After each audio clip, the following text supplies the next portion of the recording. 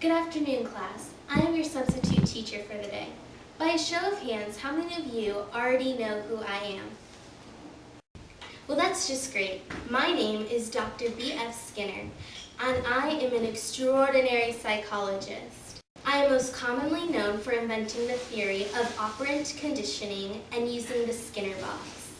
Is there any topic in particular you would like to discuss? Yes? Could you talk about behaviorism? Sure.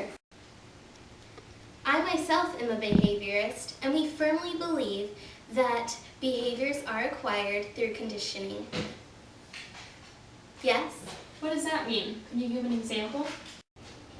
For example, say that I were to reward you after class for being an attentive listener, while I did not reward this student for being a disruptive listener.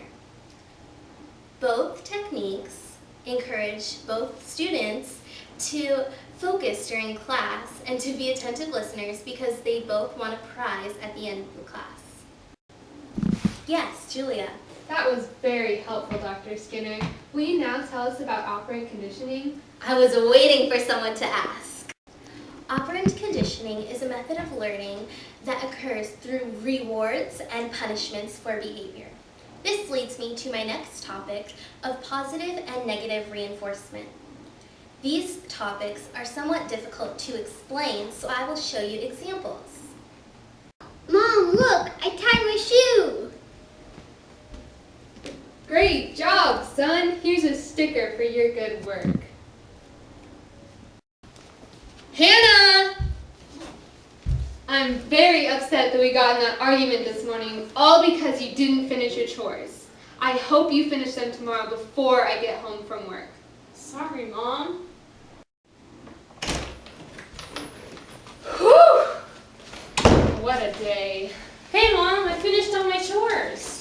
Thank you so much, sweetie. I'm so glad we don't have to get in another argument.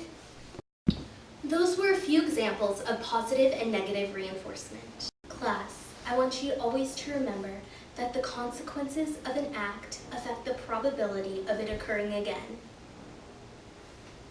Yes, Julia. Could you tell us about one of your experiments? Absolutely. My most popular experiment is when I used the Skinner box with rats. This box contained a key or a lever in which the rats could press in order to receive food. After studying the rats, it was clear that they learned that every time that they pressed the key or lever in the box, they would receive food as a reward. Yes, Hannah. So what perspective of psychology would you say that you follow? Great question, Hannah. I would say that I use the learning perspective of psychology. As a behaviorist, I focus on environmental rewards and punishers that maintain or discourage certain behaviors. Well, class, now that you know some of the major experiments that I conducted and you are well educated on the theory of operant conditioning, be sure to use these in the future with your friends, children, and/or pets.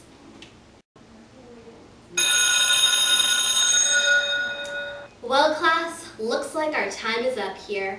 Have a wonderful day, and remember, do your homework. Operant conditioning is a method of learning that deals with, oh boy. Okay. Hannah! I'm very wait, hold on.